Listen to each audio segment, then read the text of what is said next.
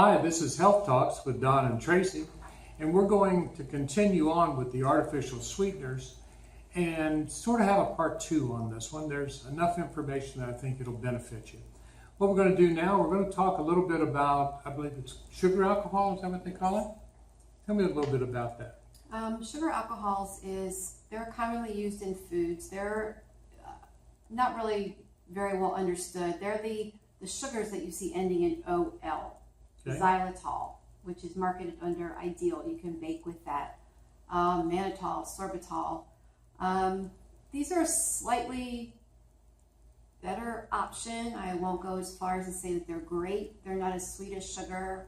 They do contain some calories. So not as bad as artificial sweeteners. The Ideal you can bake with. We don't absorb them completely. So kind of one of those, It's kind of good, but not great. Right. Yeah, it kind of gives that person... Not necessary.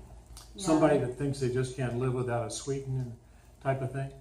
Well, you know, the other one, there's another product out there called Stevia. And one of the things I'll mention about Stevia that I think is pretty important, a lot of people will try to use it as a sweetener. And their mindset is, I'm going to put more. And it's funny, Stevia is one of those interesting sweeteners in the fact that if you put what they call the recommended amount, which is just a few drops, and let it just kind of blend a little bit into your drink, it does get sweet and it makes it kind of nice.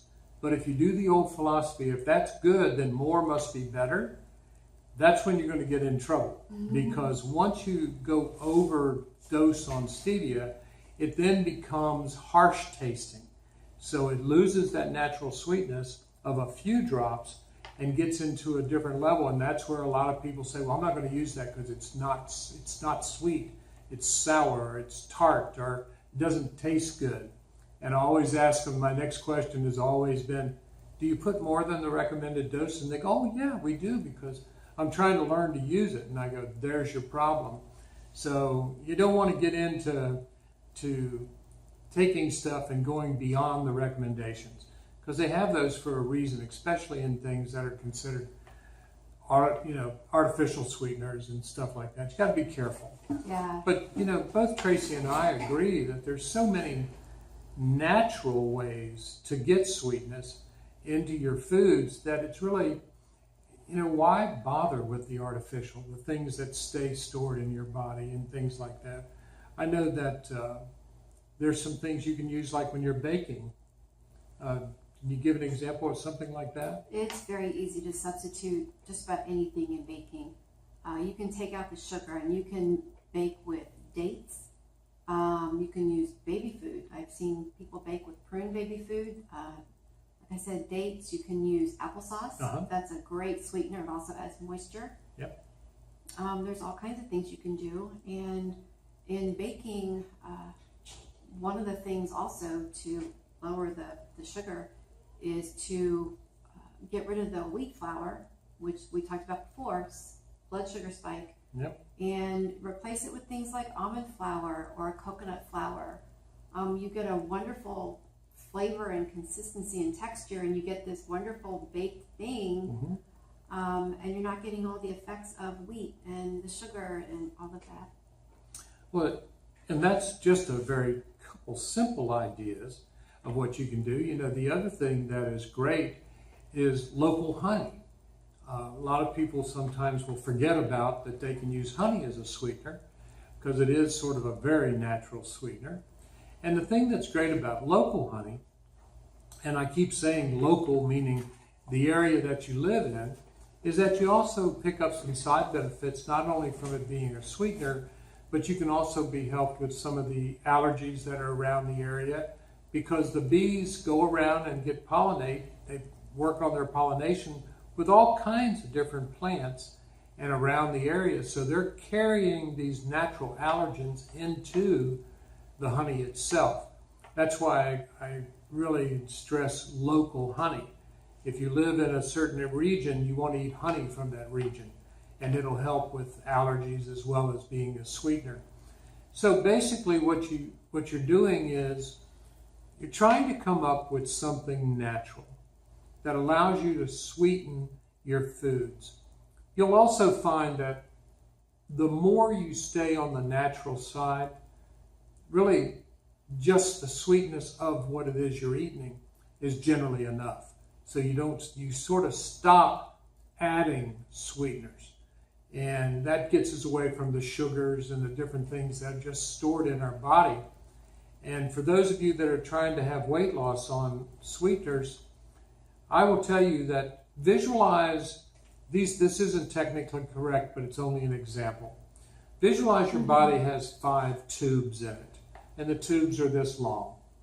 And every time you eat anything with sugar, it goes in and fills up a tube, and it just keeps filling up on a day-to-day basis.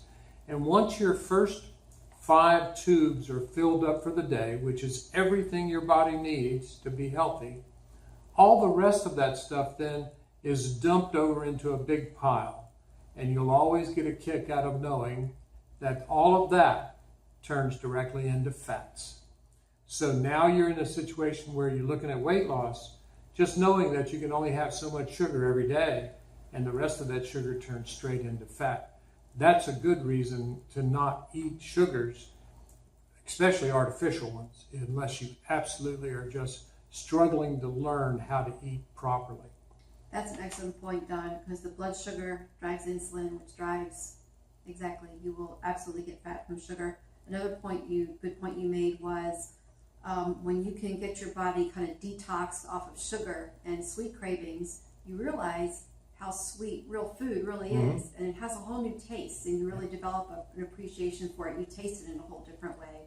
I know we had talked before a little bit about gluten. People go gluten-free, and they make a pretty serious mistake with buying gluten off gluten-free things. Well, what is that now? I remember you telling me something about. Right.